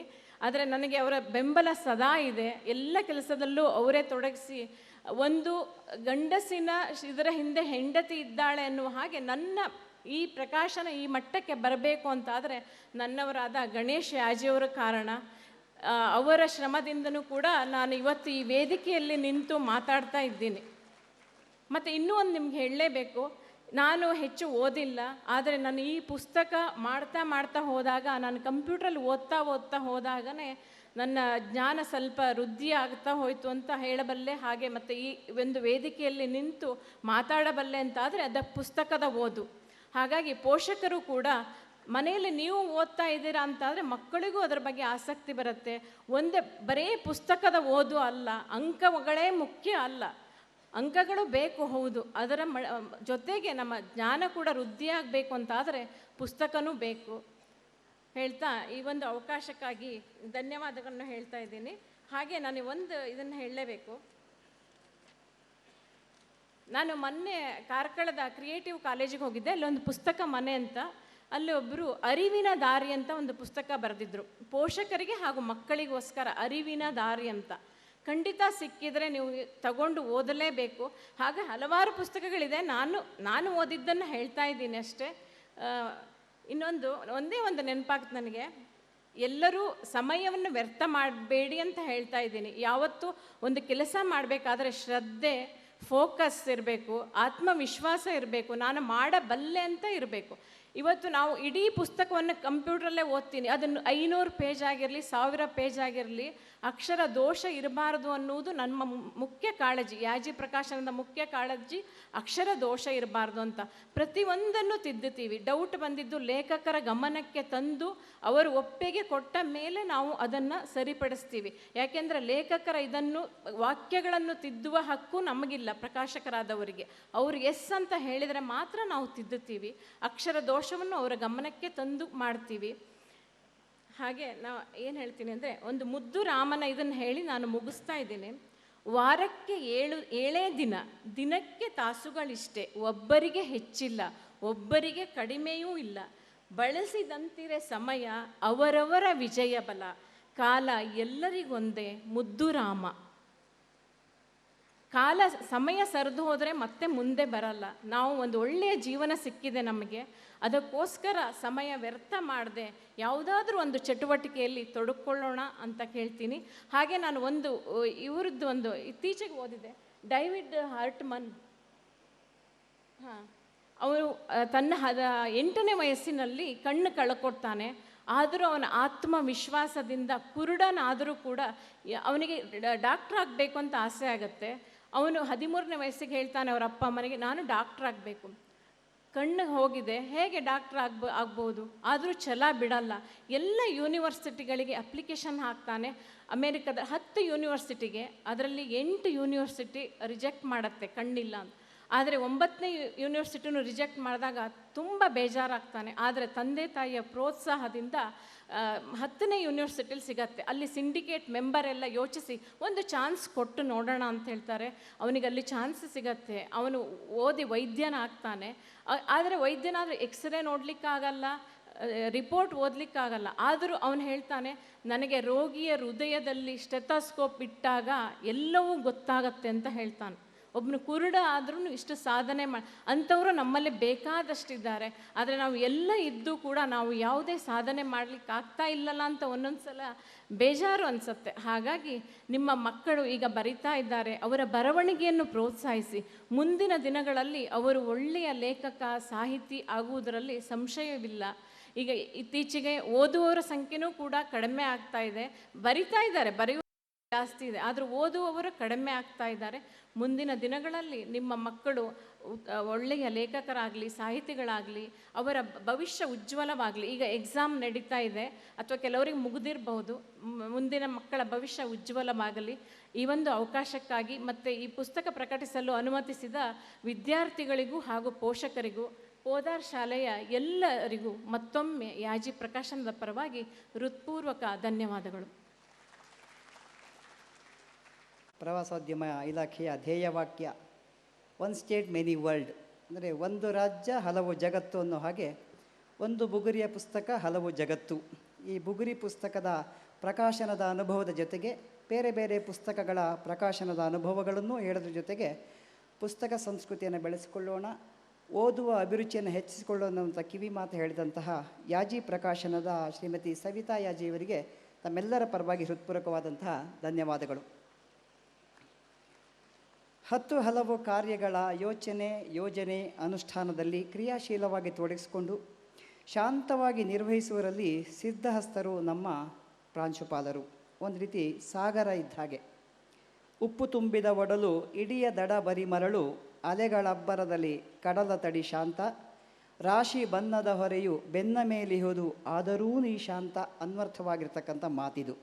ಈ ರೀತಿಯಾಗಿ ವಿದ್ಯಾರ್ಥಿಗಳ ಮಾನಸಿಕ ಬೌದ್ಧಿಕ ಕ್ಷಮತೆ ಹೆಚ್ಚಿಸುವಂತಹ ಹಲವು ಶೈಕ್ಷಣಿಕ ಕಾರ್ಯಕ್ರಮಗಳ ಅರ್ಥಪೂರ್ಣ ಆಯೋಜನೆಗೆ ಪ್ರೇರಕ ಶಕ್ತಿಯಾದಂತಹ ಹಾಗೂ ಸ್ಕೂಲಿನ ಔನ್ನತ್ಯದ ರೂವಾರಿಯೂ ಆದಂತಹ ಗೌರವಾನ್ವಿತ ಪ್ರಾಂಶುಪಾಲರು ಶ್ರೀ ಸುಕೇಶ ಸೇರಿಗಾರ.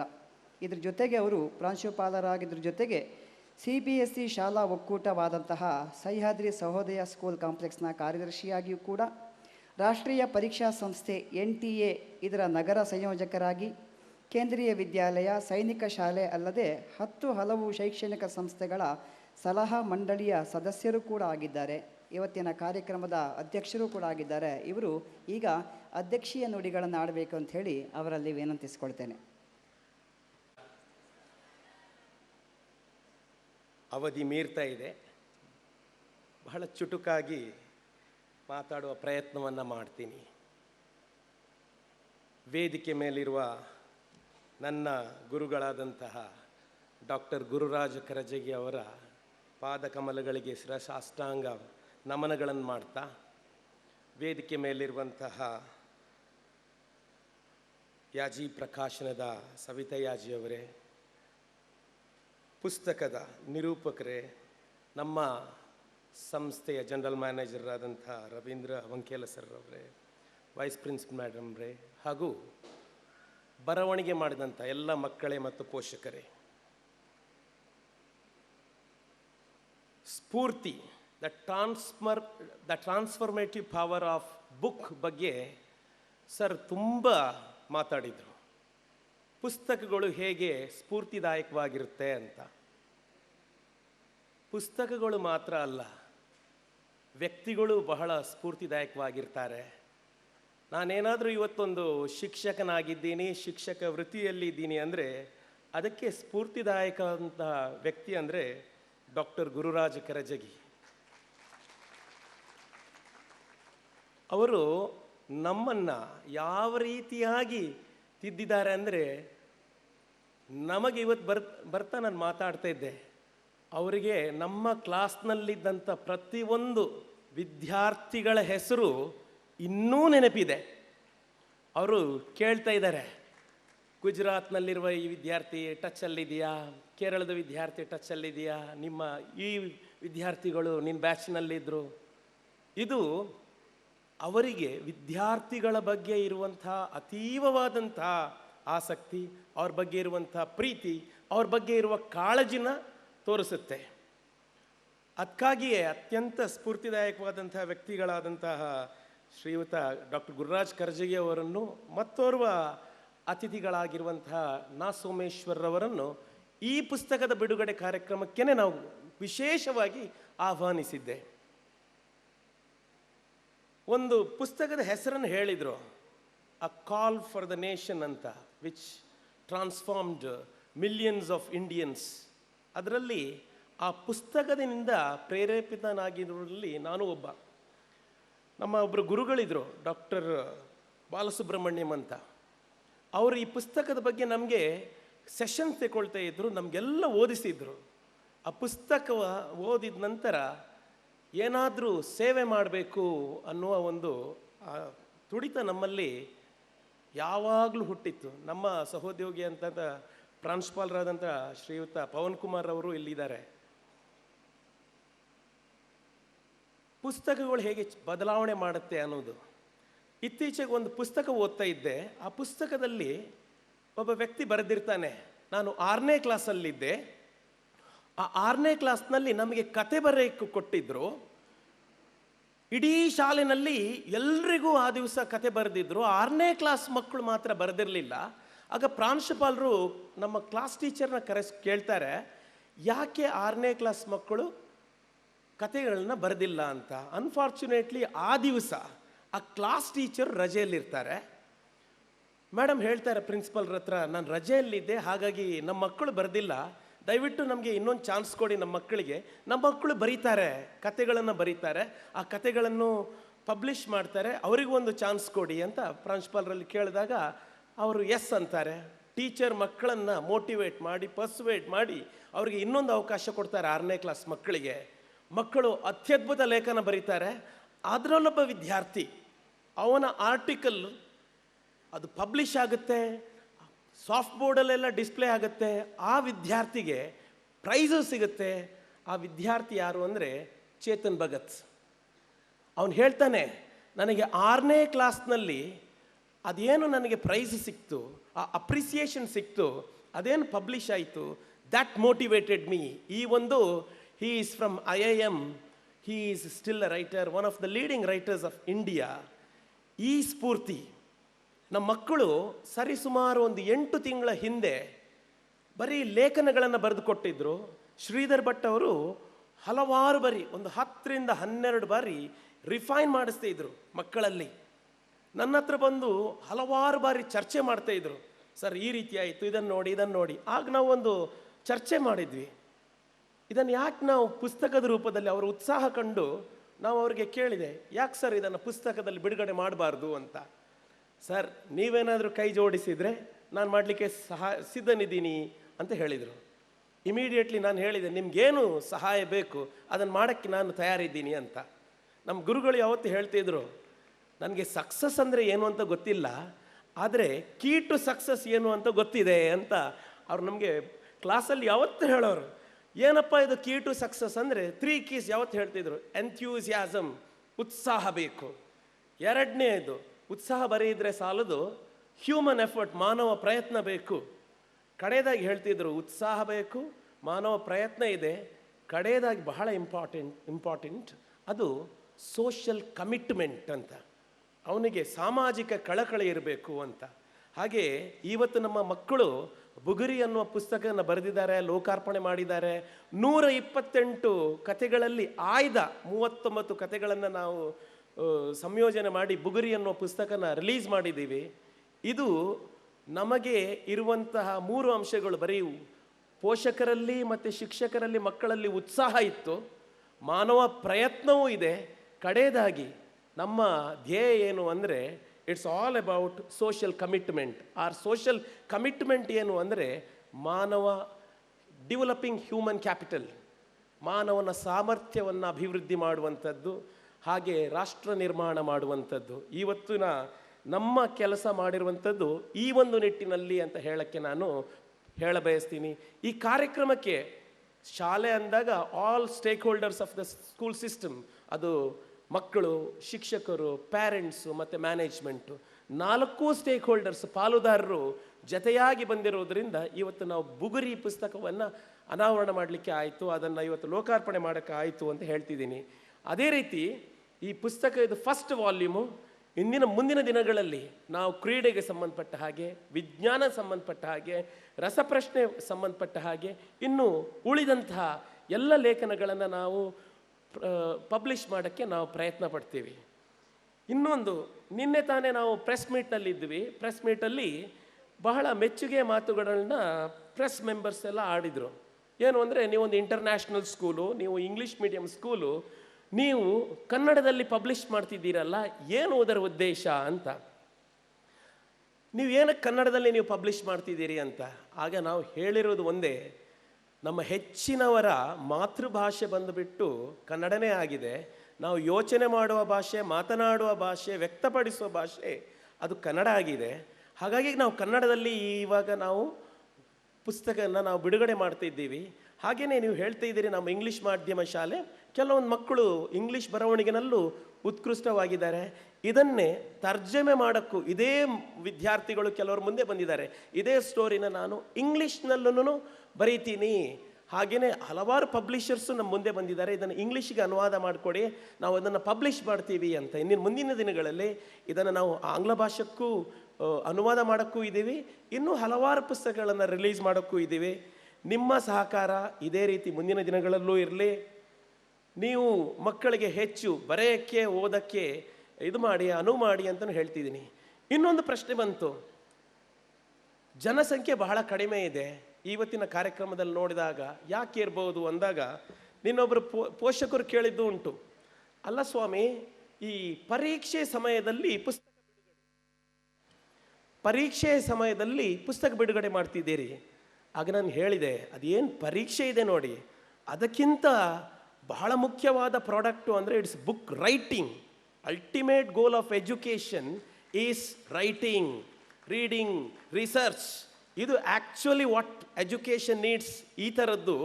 ಹಾಗಾಗಿ ನಾವು ಏನು ಬರೀ ಪರೀಕ್ಷೆಗಳಿಗೆ ನಿಮ್ಮ ಮಕ್ಕಳನ್ನು ತಯಾರು ಮಾಡ್ತಾ ಇಲ್ಲ, ಇಂಥದ್ದಕ್ಕೆ ನಾವು ತಯಾರು ಮಾಡ್ತಿದ್ದೀವಿ ಅಂತ ಹೇಳಿದ್ವಿ.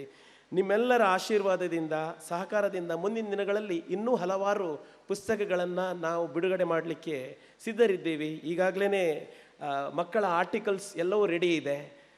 ನಿಮ್ಮ ಸಹಕಾರ ಇರಲಿ ಅಂತ ಕೇಳ್ತಿದ್ದೀನಿ. ಅದೇ ರೀತಿಯಾಗಿ ಈ ಒಂದು ಕಾರ್ಯಕ್ರಮಕ್ಕೆ ನಮ್ಮ ಜೊತೆ ಇದ್ದು ನಮಗೆಲ್ಲರಿಗೂ ಮಾರ್ಗದರ್ಶನವನ್ನು ನೀಡಿದಂತಹ, ಹಾಗೆಯೇ ಆಶೀರ್ವದಿಸಿದಂತಹ ನನ್ನ ಗುರುಗಳಾದಂಥ ಡಾಕ್ಟರ್ ಗುರುರಾಜ್ ಕರ್ಜಗಿ ಅವರಿಗೆ ಹೃದಯ ಸ್ಪರ್ಶಿ ನಮನಗಳನ್ನು ಮಾಡ್ತಾ, ಹಾಗೆ ನೆರೆದಿರುವಂತಹ ಎಲ್ಲ ಪೋಷಕರಿಗೂ ನಮ್ಮ ನಮಸ್ಕಾರಗಳನ್ನು ತಿಳಿಸ್ತಾ, ಮುಂದಿನ ದಿನಗಳಲ್ಲೂ ನಿಮ್ಮ ಸಹಕಾರ ಬುಕ್ ರಿಲೀಸ್ಗೆ ಇದೇ ರೀತಿಯಾಗಿ ಇರಲಿ ಅಂತ ಹೇಳ್ತಾ ನನ್ನ ಮಾತು ಮುಗಿಸ್ತೀನಿ. ನಮಸ್ಕಾರ, ಧನ್ಯವಾದ.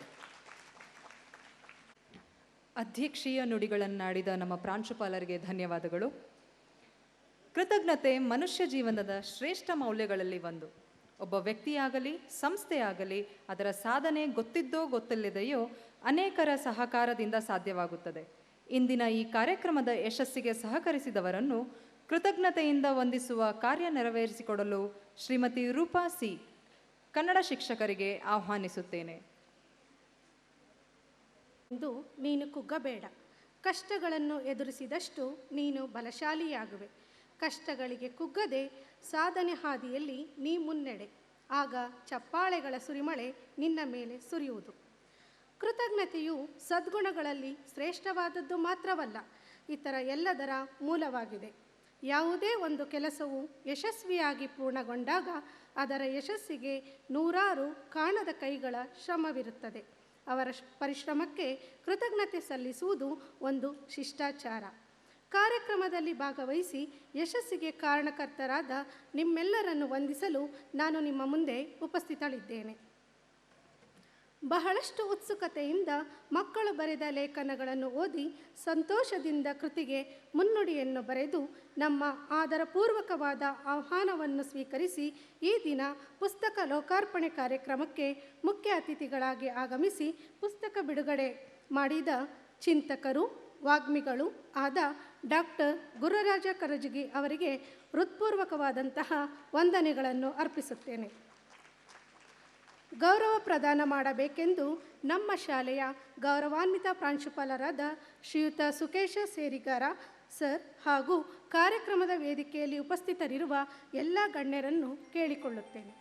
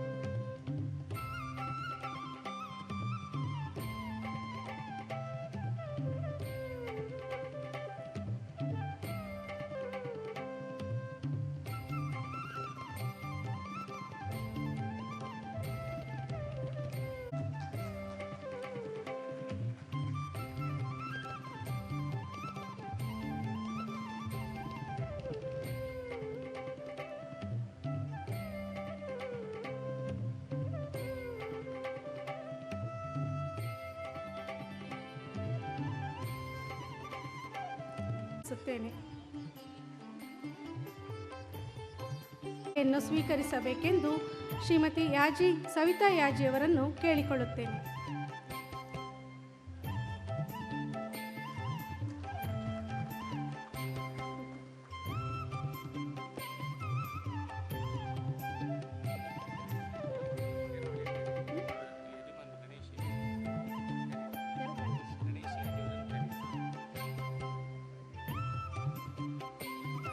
ಸವಿತಾ ಯಾಜಿಯವರ ಯಜಮಾನರಾದ ಶ್ರೀಯುತ ಗಣೇಶ್ ರವರು ಸನ್ಮಾನದಲ್ಲಿ ಪಾಲ್ಗೊಳ್ಳಬೇಕೆಂದು ಕೇಳಿಕೊಳ್ಳುತ್ತೇನೆ.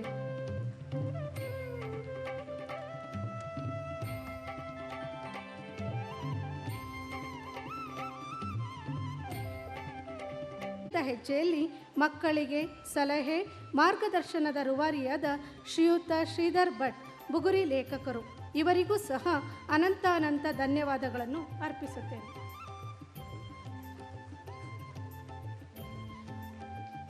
ಕಾರ್ಯಕ್ರಮ ಸೊಗಸಾಗಿ ಮೂಡಿಬರಲು ಕಾರ್ಯಕ್ರಮ ಸಂಯೋಜನೆಯಲ್ಲಿ ನಮಗೆ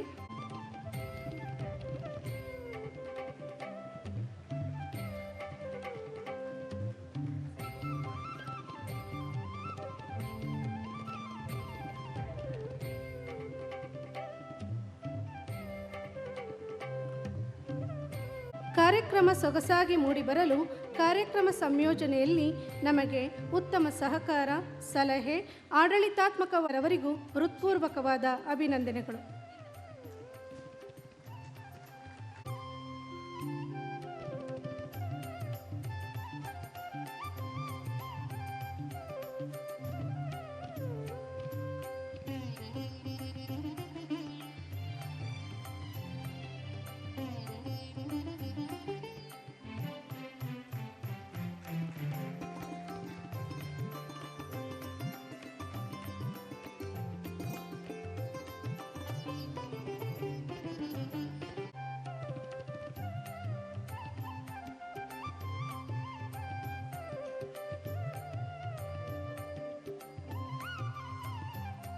ಸರ್ ಹಾಗೂ ಸಹೋದರರಿಗೂ ಹೃತ್ಪೂರ್ವಕ ಧನ್ಯವಾದಗಳು.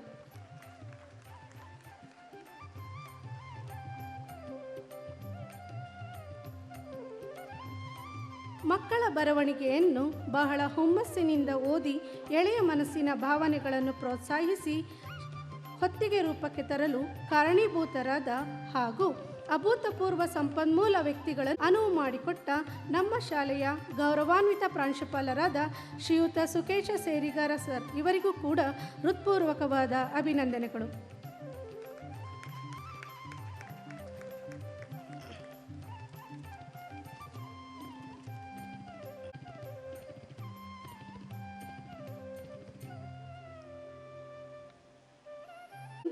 ಅಚ್ಚುಕಟ್ಟಾಗಿ ಪ್ರತಿಯೊಂದನ್ನು ಜೋಡಿಸಿಕೊಟ್ಟು ನಮ್ಮ ಕಾರ್ಯಕ್ರಮದ ಯಶಸ್ಸಿಗೆ ಬೆನ್ನೆಲುಬಾಗಿ ನಿಂತು ಉತ್ಸಾಹಿ ಉಪಪ್ರಾಂಶುಪಾಲರಾದ ಶ್ರೀಮತಿ ನೇತ್ರಾ ಹೆಚ್ ಇವರಿಗೂ ಕೂಡ ಹೃತ್ಪೂರ್ವಕವಾದ ಅಭಿನಂದನೆಗಳು.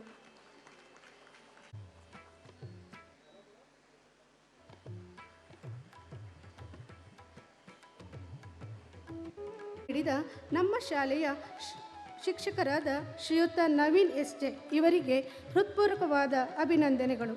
ಶ್ರೀಯುತ ನವೀನ್ ಸರ್ ಅವರು ವೇದಿಕೆಗೆ ಆಗಮಿಸಬೇಕೆಂದು ಕೇಳಿಕೊಳ್ಳುತ್ತೇನೆ.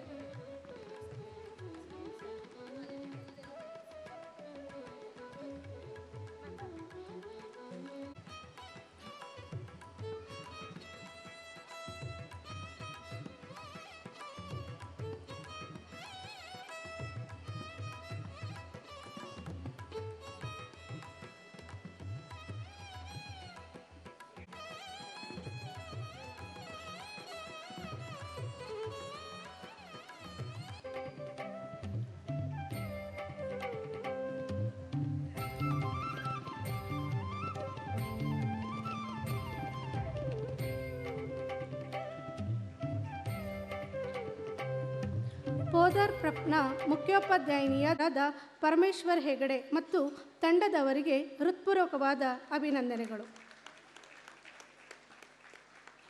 ಶಿವಮೊಗ್ಗ ಗ್ರಾಮಾಂತರದ ಮಾನ್ಯ ಶಾಸಕರಾದ ಶ್ರೀಮತಿ ಶಾರದಾ ಪೂರ್ಯ ನಾಯಕ್ ಈ ಕಾರ್ಯಕ್ರಮಕ್ಕೆ ಆಗಮಿಸಬೇಕಿತ್ತು. ಆದರೆ ಕಾರಣಾಂತರದಿಂದ ಅವರು ಈ ಕಾರ್ಯಕ್ರಮಕ್ಕೆ ಬಂದಿರುವುದಿಲ್ಲ. ಅವರ ಅನುಪಸ್ಥಿತಿಯಲ್ಲಿ ಅವರಿಗೆ ಹೃತ್ಪೂರ್ವಕವಾದಂತಹ ಧನ್ಯವಾದಗಳನ್ನು ಅರ್ಪಿಸುತ್ತೇನೆ. ತಮ್ಮ ಮಕ್ಕಳ ರಜೆಯ ಅನುಭವಗಳ ಕೈ ಬರಹದಿಂದ ಹಿಡಿದು ಪುಸ್ತಕ ಲೋಕಾರ್ಪಣೆಯವರೆಗೂ ಸಕಲ ರೀತಿಯಲ್ಲೂ ಸಹಕಾರ ಹಾಗೂ ಪ್ರೋತ್ಸಾಹ ನೀಡಿದ ಎಲ್ಲ ಪೋಷಕ ಮಿತ್ರರಿಗೂ ಅನಂತ ಧನ್ಯವಾದಗಳು. ಇಂದಿನ ಮಕ್ಕಳು ನಾಳಿನ ಭಾರತವನ್ನು ನಿರ್ಮಿಸುತ್ತಾರೆ. ಇಂದಿನ ಲೇಖನಗಳ ಹೊತ್ತಿಗೆ ನಾಳಿನ ಲೇಖಕರನ್ನು ಸೃಷ್ಟಿಸುತ್ತದೆ. ಇಂತಹ ಅನುಭವಗಳನ್ನು ಕ್ರಿಯಾತ್ಮಕ ಶೈಲಿಯಲ್ಲಿ ಬರಹ ರೂಪಕ್ಕೆ ತಂದ ಶಾಲೆಯ ಮುದ್ದು ಮಕ್ಕಳಿಗೆ ಪ್ರೀತಿಯ ಅಭಿನಂದನೆಗಳು. ಈ ದಿನ ಈ ಕಾರ್ಯಕ್ರಮವು ಇಷ್ಟೊಂದು ವಿಜೃಂಭಣೆಯಿಂದ ನೆರವೇರಲು ಸಹಕರಿಸಿದ ಎಲ್ಲ ದಾನಿಗಳಿಗೂ ನನ್ನ ಹೃತ್ಪೂರ್ವಕ ಅಭಿನಂದನೆಗಳು. ಈ ಕಾರ್ಯಕ್ರಮದಲ್ಲಿ ಉಪಸ್ಥಿತರಿರುವ ಶ್ರೀಮತಿ ಸರೋಜಾ ಶಿಲಿನ್, ಪ್ರಾಂಶುಪಾಲರು, ಪೋದಾರ್ ಇಂಟರ್ನ್ಯಾಷನಲ್ ಸ್ಕೂಲ್, ಶಿವಮೊಗ್ಗ 2, ಹಾಗೂ ಪೇಸ್ ಕಾಲೇಜಿನ ಪ್ರಾಂಶುಪಾಲರಾದ ಶ್ರೀಯುತ ಪವನ್ ಕುಮಾರ್ NR ಇವರಿಗೂ ಕೂಡ ಹೃತ್ಪೂರ್ವಕವಾದ ಅಭಿನಂದನೆಗಳು.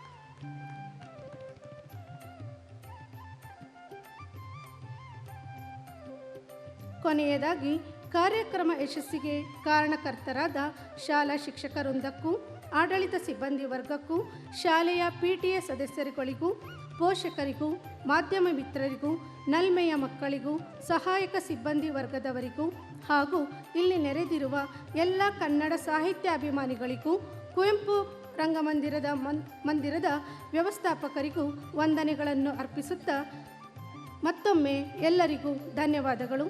Thank you.